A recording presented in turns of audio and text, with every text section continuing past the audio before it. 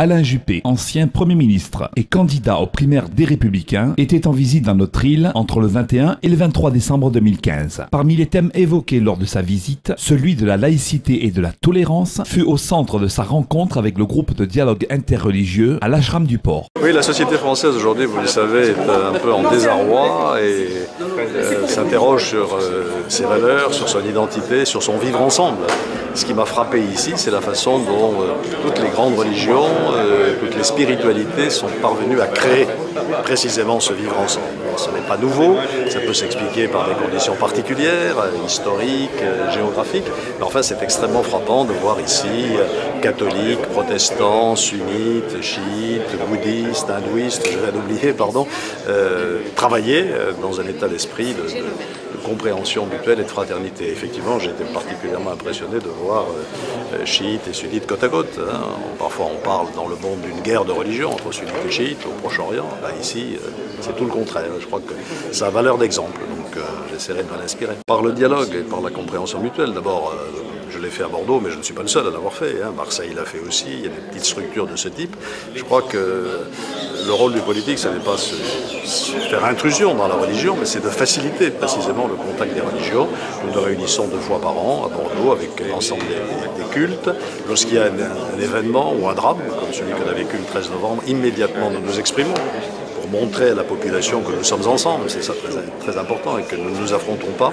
Puis nous organisons régulièrement des conférences sur des thèmes choisis par les différents responsables religieux. La prochaine portera sur ce thème, les religions et l'autre. On va quand même rappeler aujourd'hui que les religions, quelles qu'elles soient, et en particulier la mienne, la religion catholique, c'est pas l'exclusion de l'autre, c'est au contraire le respect de l'autre, et même l'accueil de l'autre et l'amour du prochain. Voilà des valeurs qui sont importantes, chacun dans son rôle, les politiques dans la sphère politique et les religieux dans la sphère spirituelle, mais il faut se parler. La loi de 1905 a été le terme d'un combat, je vais dire au siècle dernier, non, le siècle d'avant encore, au 19e siècle, entre l'Église catholique, qui à l'époque ne reconnaissait pas la République, qui voulait la monarchie, et puis la République elle-même. Mais c'est fini ça, c'est complètement derrière nous, et aujourd'hui la laïcité n'a plus cette valeur de confrontation. La laïcité, c'est d'abord la garantie donnée par la République à chaque citoyen qui peut choisir sa religion et la pratiquer, ou aucune naturellement quand on n'est pas croyant. Avec en sens inverse, le respect par les religions des lois républicaines et la non-interférence de la religion dans la sphère civile. Voilà ce que c'est que la laïcité aujourd'hui, et je pense qu'elle est plus actuelle que jamais, et qu'ici elle est bien comprise. Nos jeunes sont à la fois les plus vulnérables, hein, puisque en définition, ils commencent leur cursus de formation, peut-être en même temps les plus ouverts et les plus généreux, parce qu'ils n'ont pas été encore, comment dire, recroquevillés dans l'égoïsme par la vie, comme ça arrive parfois avec le temps.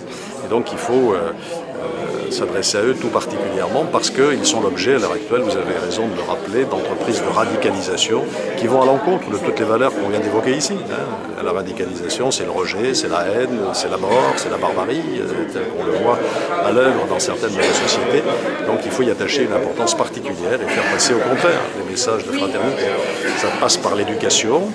Et l'école doit transmettre un certain nombre de valeurs, parce que les valeurs républicaines ont aussi une dimension spirituelle d'une certaine manière, liberté, égalité, fraternité, ça donne du sens à la vie. Il faut combattre la radicalisation à tous les niveaux. À l'école, il y a parfois des phénomènes de radicalisation. Sur les réseaux sociaux, on l'a fait par exemple sur les réseaux pédophiles. Il faut le faire sur les réseaux qui appellent à la violence ou à la haine. Il faut le faire dans les prisons aussi, qui sont des lieux de radicalisation.